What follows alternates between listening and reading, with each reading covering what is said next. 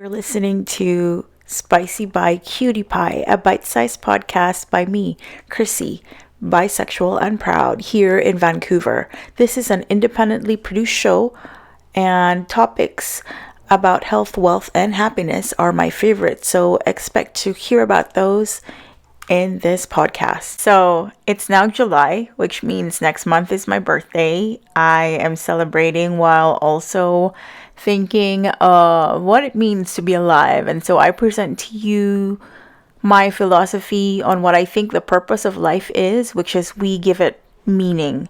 And I've come up with an acronym of what I think the purpose is. It's called PLEASE. So play, learn, express, appreciate, smile, and explore.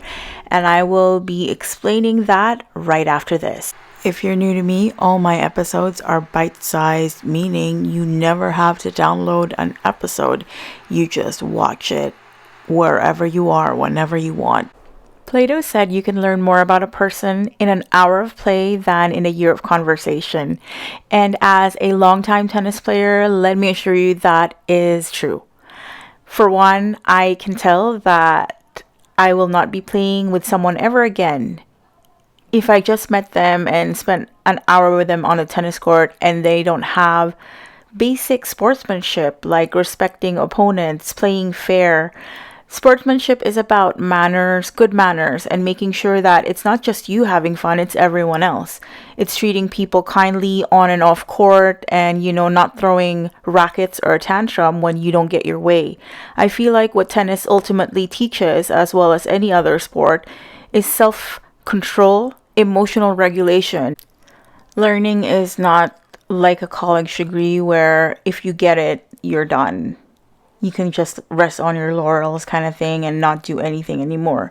I feel that learning is something that keeps our brains and our spirits alive. It keeps you youthful because as you continue to learn about different cultures, people, places that are foreign to you, then you expand your concept of not only yourself but the world. And so it's not just reading books, going places, it's meeting people you would not otherwise meet, and also discovering things and being open to many experiences that you may not have considered until a new person that you have just met has taught you what you need to learn. I feel like you haven't had a complete life if you're unable to fully express yourself to the people you consider important, such as close friends and family. And by express, I don't mean just having an emotional tantrum. It means being able to speak about things and topics that you care about and being able to be openly expressive about that to who's important to you. Now, sometimes, let's say you've had a very bad day and you just needed to cry. If you couldn't even cry around someone you trust, then is that someone you can really trust? Because part of expression is actually being vulnerable. And I feel a lot of people these days are dismissive in certain aspects of how they treat others, especially family, just because they're busy or they're tied up with their devices. You know what I'm talking about, smartphones.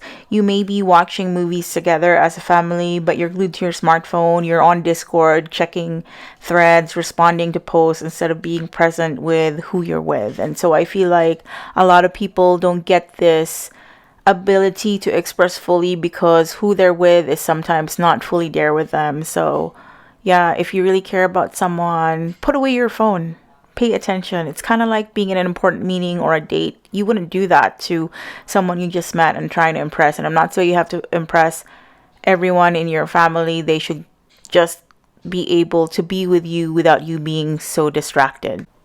Fun fact, the word appreciate means to increase in value. And this is beyond just being grateful or thankful. It's actually fully appreciating what you have, where you're at, who you're with, what someone has done for you, or some good thing or kindness that they have shown you. And I feel that life is such a great experience when you're able to appreciate what you have in your life, because you may not be the richest person on the planet, but if you have an abundance of friends and health a loving family, and great relationships, then my friend, in my honest opinion, you are absolutely wealthy.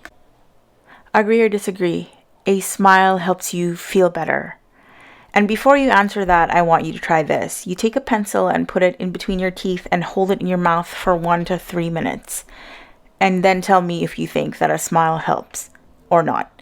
And what you'll find is this is actually a psychology experiment where if you do that, you will feel better. It's because you put your face in a smile. So the muscles around your face already form the smile, and whatever you're thinking of or doing becomes a distraction, and all you're focusing on is keeping that pencil in between your mouth as you go about doing the thing that you're doing, or making sure you don't look ridiculous, right? But that doesn't matter because at this point you're probably now laughing.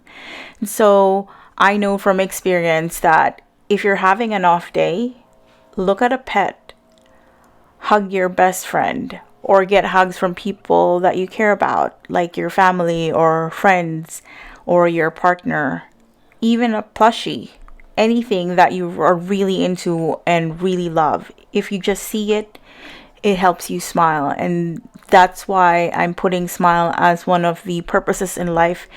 In my opinion, that is really important because it lets you feel good about you, and smiles can lead to laughter, which in my opinion is a bit more fun than smiling. Laughter is that thin line between this joke was classy to naughty. And let's say that you are a person that's very open-minded, not easily offended, you would enjoy that joke and you would transform from smile to laughter.